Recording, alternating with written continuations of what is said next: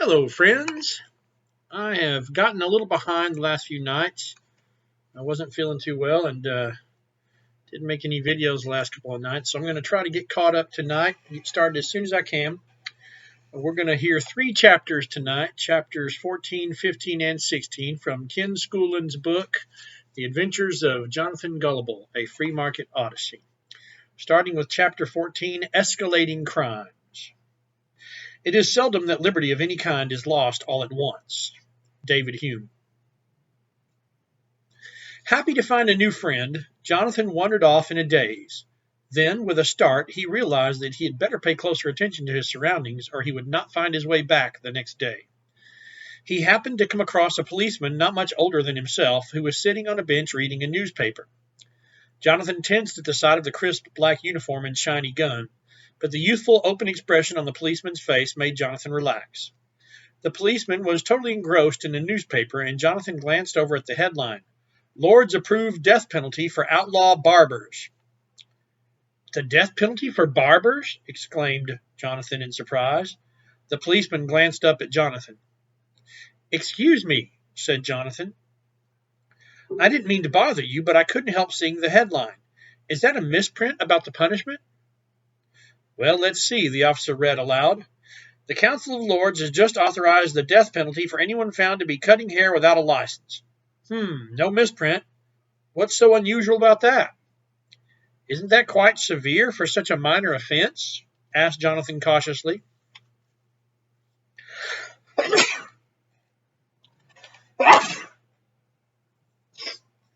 Well, that wasn't planned. Hardly, replied the policeman.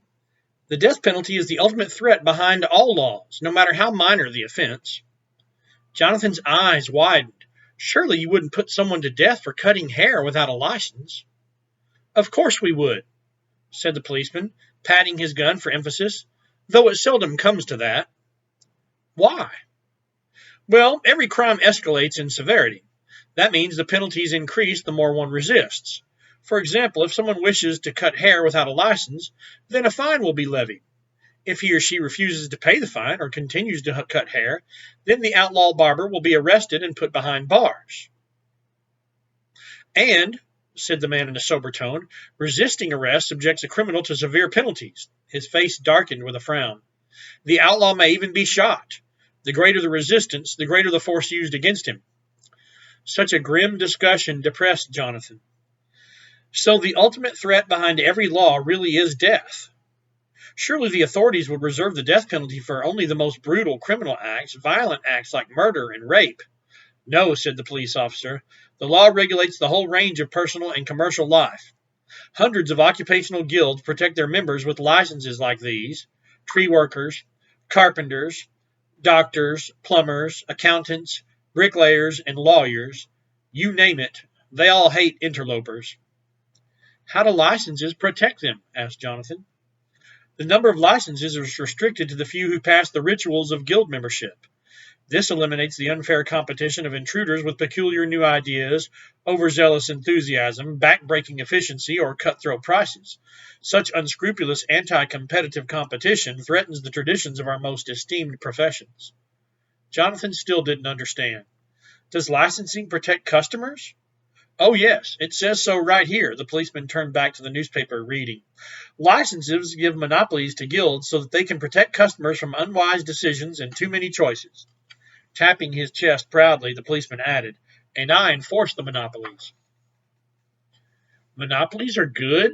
Probed Jonathan. The policeman frowned, lowering his newspaper. I don't know. Really, I just follow orders. Sometimes I enforce monopolies, and sometimes I'm told to break monopolies. So which is right? The policeman shrugged. That's not for me to figure out. The Council of Lords decides and tells me where to point my gun. Seeing Jonathan's look of alarm, the policeman tried to reassure him. Don't worry, we seldom carry out the death penalty itself. Few dare to resist since we are diligent at teaching obedience to the council. It is so rarely mentioned that my chief, Officer Stewart, calls it the invisible gun. Have you ever used yours? Said Jonathan, eyeing the pistol nervously. Against an outlaw? Asked the policeman. With practiced motion, he pulled the revolver smoothly from its leather holster and stroked the cold steel muzzle. Only once. He opened the chamber, looked down the barrel, snapped it shut, and admired the gun. This is some of the very best technology on the island here. The council spares no effort to give us the finest tools for our noble mission. Yes, this gun and I are sworn to protect the life, liberty, and property of everyone on the island. When did you use it? Asked Jonathan. Strange you should ask, he said, suddenly downcast. A whole year on duty, and I never had to use it until just this morning. Some old woman went crazy and started threatening a demolition crew with a stick. Said something about taking back her own house. Ha! What a selfish notion. Jonathan's heart skipped a beat. He remembered the elegant white house and the dignified woman who claimed ownership. The policeman continued.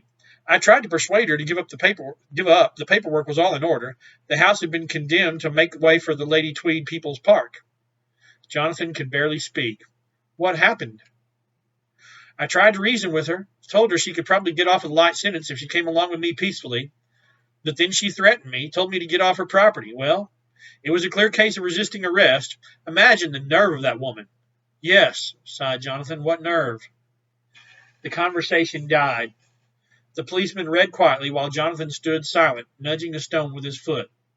Summoning his nerve, Jonathan asked, Can anyone buy a gun like yours? Turning a page of the newspaper, the policeman replied, Not on your life. Someone might get hurt.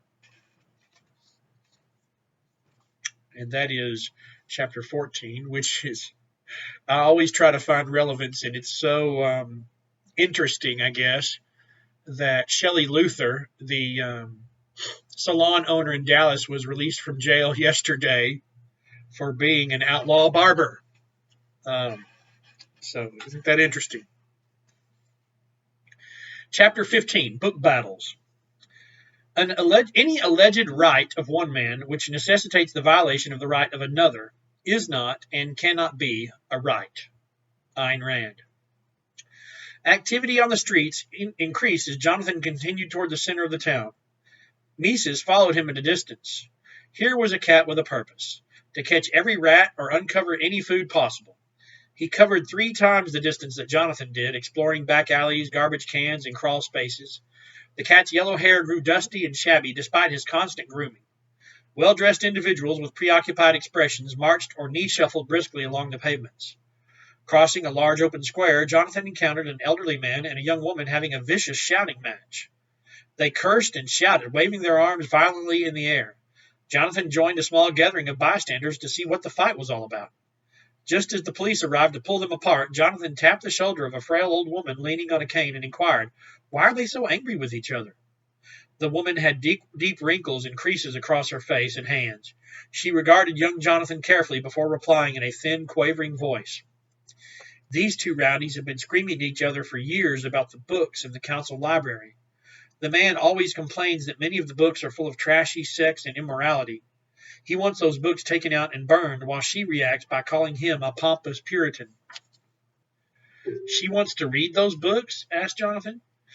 Well, not exactly, snickered a tall man kneeling nearby. A little girl stood at his side.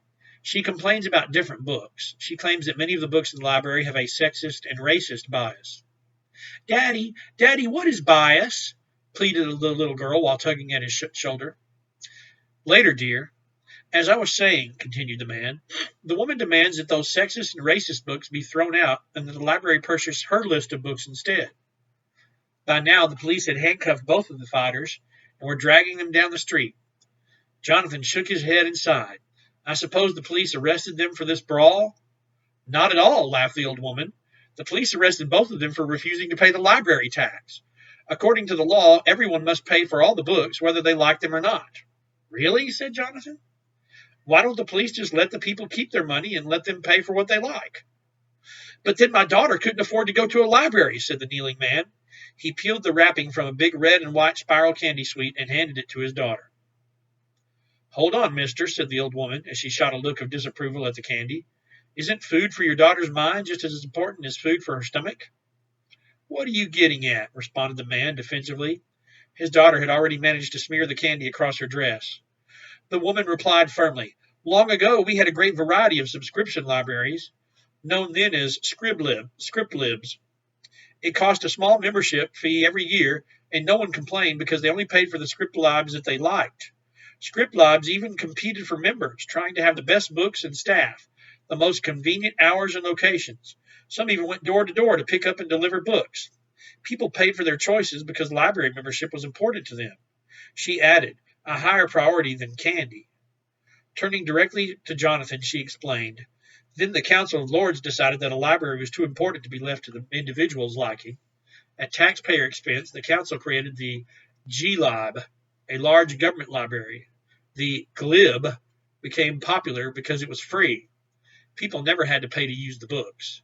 To do the work of each script lib librarian, the council hired 3 glib librarians at top salaries. Shortly after that, the script libs closed. The Lords provided a library for free, repeated Jonathan, but I thought you said that everyone had to pay a library tax. That's true, but it's customary to call council facilities free, even though people are forced to pay. It's much more civilized, she said in a voice heavy with irony. The tall man objected strenuously. Subscription libraries? I never heard of such a thing. Of course not, retorted the old woman. The glib has been around so long you can't imagine anything else. Now hold on there, cried the man, hobbling forward on his knees. Are you criticizing the library tax? If the Lords provide a valued service, then the people must pay. How valued is it if they have to use force, said the old woman. She stood glaring eye to eye at the tall man on his knees.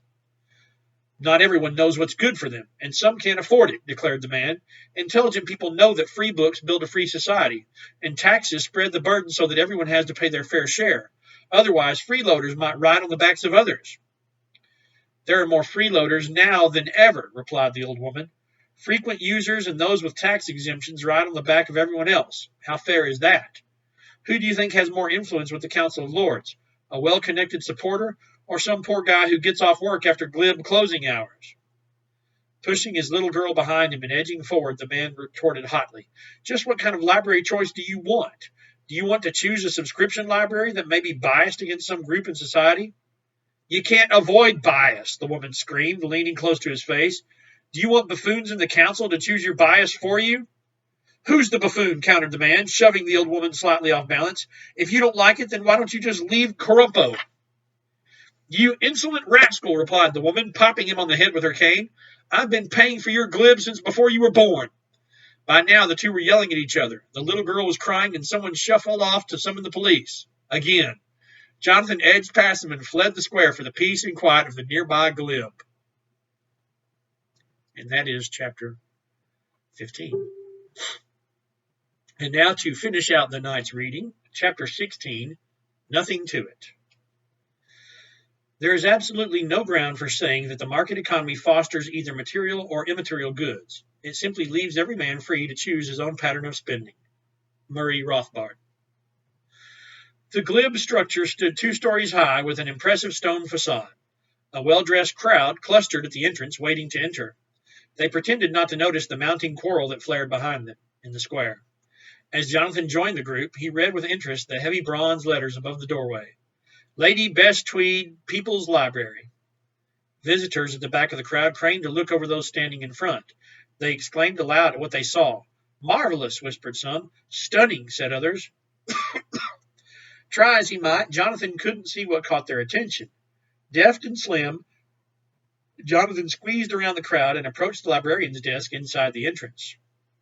What does this group find so marvelous and stunning? He asked of the man sitting behind the desk. Shh, reprimanded the librarian sternly. Please lower your voice. The man tapped the corners of a pile of note cards and laid them down neatly in front of him. He bent forward and looked at Jonathan over his half-framed glasses. These are members of the Council's Commission on the Arts. They have just opened an exhibit of the latest acquisition for our collection of fine art. How nice, whispered Jonathan. Stretching his neck to catch a glimpse, he said, I love good art. But where is it? It must be very small. That depends, sniffed the librarian. Some would say it is very expansive. That's the beauty of this piece. It's titled Void in Flight. But I don't see anything, said Jonathan, frowning as he scanned the great white space in the passage that was visible just outside the entrance. That's the point. Impressive, isn't it? The librarian stared at the vacant space with a dreamy expression. Nothing captures the full essence of the spirit of human struggle for that exalted sense of awareness that one only feels when contrasting the fuller warmth of the finer hues with the tactile awareness of our inner nature. Nothing allows everyone to fully experience the best of the collective imagination. Befuddled, Jonathan shook his head and asked in puzzlement, "So it's really nothing? How can nothing be art?" "That's precisely what makes it the most egalitarian expression of art. The Council's Commission on the Arts holds a tastefully executed lottery to make the selection," said the librarian. "A lottery to select art?" asked Jonathan in astonishment. "Why a lottery?" "In more backward days, an appointed board of fine arts made the selections," replied the man. "At first, critics accused the board of favoring their own tastes. They censored art they disliked. Since the ordinary citizen paid for the preferences of the board through taxes, people objected to the elitism." "What about trying a different board?" suggested Jonathan. "Oh, yes, we tried that many times, but people sitting on the board could never agree with those who were not on the board. So they finally scrapped the whole board idea, replacing it with our new commission and lottery. Everyone agreed that a lottery was the only objectively subjective method. Anyone could enter the competition, and nearly everyone did. The Council of Lords made the prize as generous as possible, and any piece qualified. Void and Flight won the drawing just this morning." Jonathan interjected, "But why not let everyone buy their own art instead of taxing them to buy a lottery selection? Then everyone could pick what they like." "What?" the librarian exclaimed. "Some selfish individuals might not buy anything, and others might have bad taste. No, indeed. The Lords must show their support for the arts." Concentrating on Void and Flight, the librarian crossed his arms and a vague expression covered his face. "Nice selection, don't you agree?" "Emptiness has the advantage of keeping the library entrance uncluttered, while simultaneously preserving the environment. Moreover," he continued happily, "no one can object to the artistic quality or to the aesthetic style of this masterpiece. Who could possibly be offended?" And that is the end of chapter 16.